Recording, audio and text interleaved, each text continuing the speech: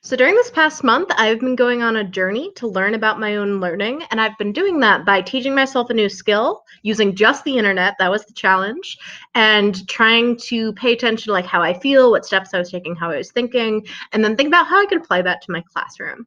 So the journey I chose to go on was teaching myself how to needle felt. So needle felting is something that I like barely even knew about. I would see these like little cute plushy character things on Etsy, or I'd see like there's those scarves people make at craft fairs that are needle felted.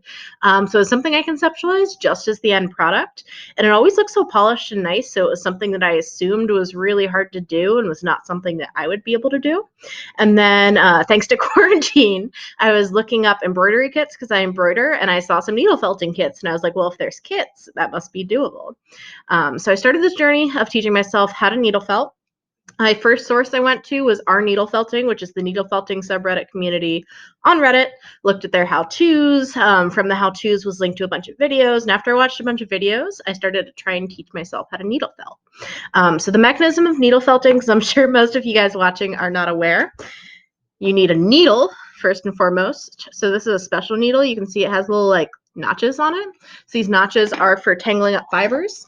And then you need some loose fibers. Wool works best because it's like a very tangly fiber. So you just kind of take these and then you put them into a shape and you poke it a bunch and you make the thing. So it's actually really easy to do. So this change in my own conception of needle felting from just an end product to being a thought about the model for how to do it and end up with an end product, that is an example of conceptual change, because I started with this thing that wasn't quite accurate, but was my understanding of what it was. And now I have a more informed model now that I've received some information from experts and I've been able to practice and experiment with my own mental models.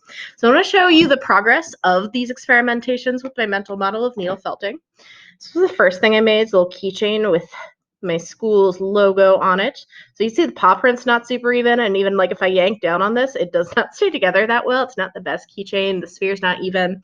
So I made this while watching a how-to video when I first got my supplies. And there are obviously a lot of flaws in it, but doing this, I was able to see like, okay, this is how the fibers tangle together. This is what the needle does. This is what I have to be doing.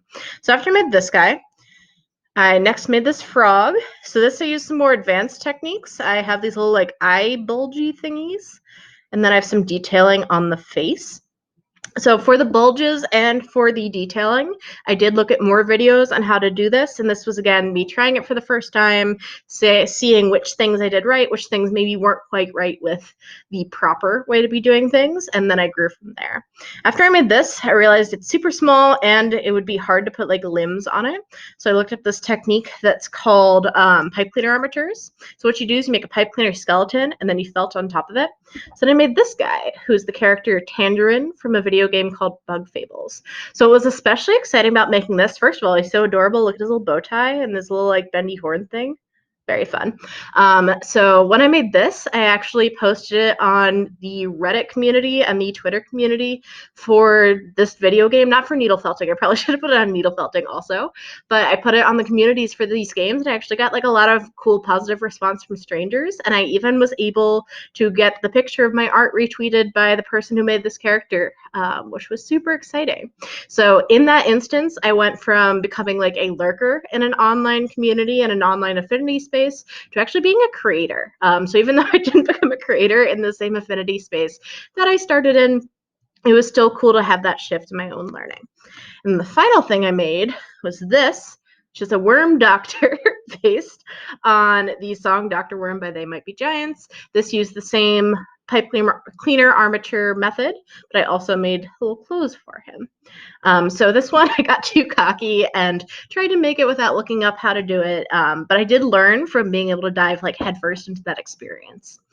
So what I overall learned as a teacher and a learner from doing this is the value of allowing students and allowing learners to use what's out there as a resource and allowing them to immerse themselves into a community and to learn from that community, develop their own learning, learn at their own pace, and learn about something they're excited about. And that is a takeaway that I'm very excited to try and incorporate into my own classroom.